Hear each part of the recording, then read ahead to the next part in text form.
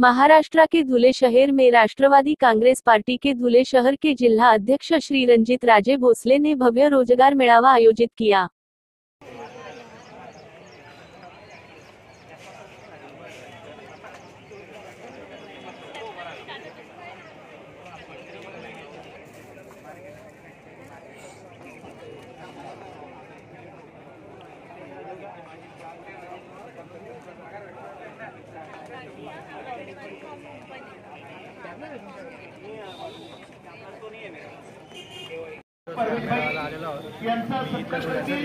मी computer field म्हटलं आहे आणि आज मला इथून खूप भारी वाटलं। खूप व्यवस्थित पद्धतीने यांनी सगळ्यांनी आयोजित केलेलं आहे आणि बऱ्याच कंपन्या आहेत ज्या चांगल्या आहेत आणि जॉबसुद्धा देण्याची हमी आहे।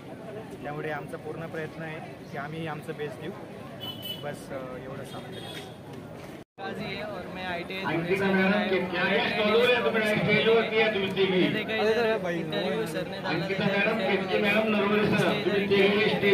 IT कंपनीचे लोक आणि ते ITच्या विद्यार्थ्यांनी स्टेजच्या समोर या।